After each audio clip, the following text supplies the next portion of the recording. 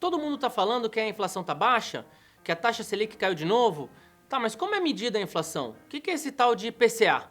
Como a inflação e o IPCA me impactam no dia a dia? Essa e outras perguntas nós vamos esclarecer já!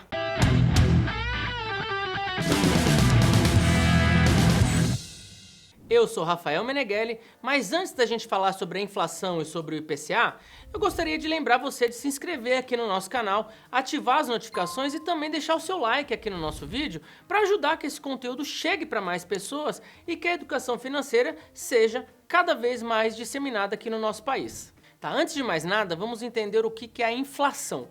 E a inflação, de uma maneira bem sucinta, é o nome dado para o aumento de preços de produtos e serviços. Ela é calculada pelos índices de preços, que também são chamados de índices de inflação.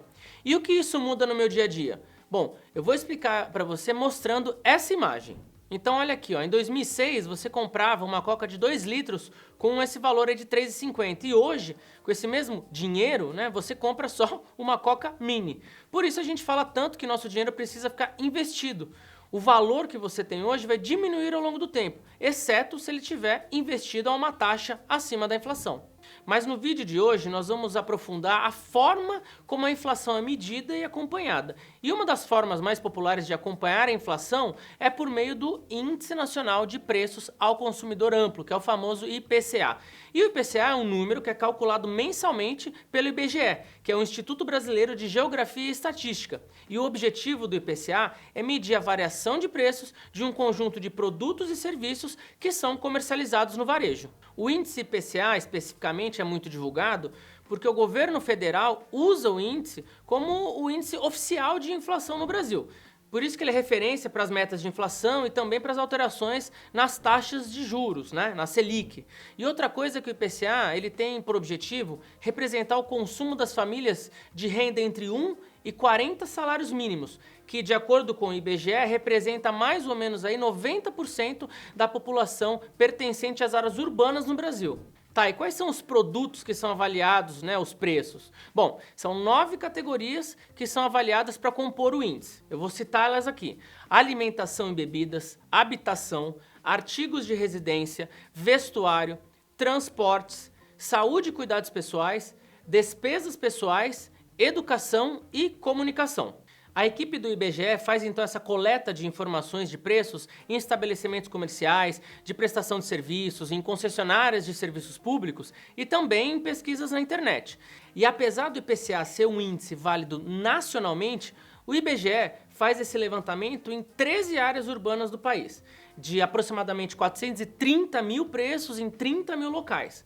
Todos esses preços eles são comparados com os preços do mês anterior, resultando então num único valor que reflete a variação geral de preços ao consumidor nesse período. Tá, e quais são essas 13 áreas urbanas então que o IBGE faz essa coleta de informações?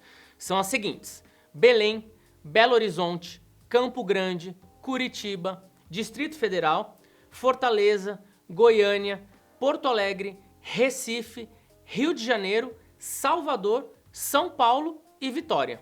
E aí depois que o IBGE faz a pesquisa, ele vai lá e compila essas informações como se fosse nesse levantamento aqui, ó, que a alimentação ficou em menos 0,33, a habitação ficou em mais 0,22, o transporte ficou em mais 0,74 e por aí vai. E aí, como você viu aqui nesse exemplo, algumas categorias elas apresentam inflação, então aumentaram o preço, e algumas apresentam deflação, que é uma variação de preço para baixo. E aí dessa variação é calculada a média ponderada de todas as categorias. Então, o IPCA acumulado depois de um ano, por exemplo, representa o impacto da inflação no poder de compra dos brasileiros nesse período de 12 meses. Então, se a variação do seu salário, por exemplo, de um ano para o outro, for menor do que o IPCA, você provavelmente está perdendo o seu poder de compra, porque os preços sobem mais do que a sua renda.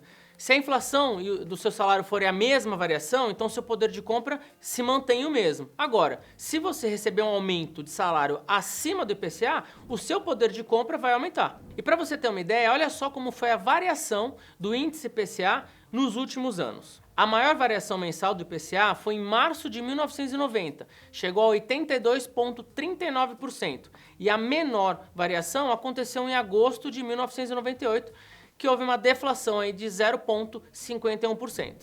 Tá, mas o IPCA é a única forma de medir a inflação? Não.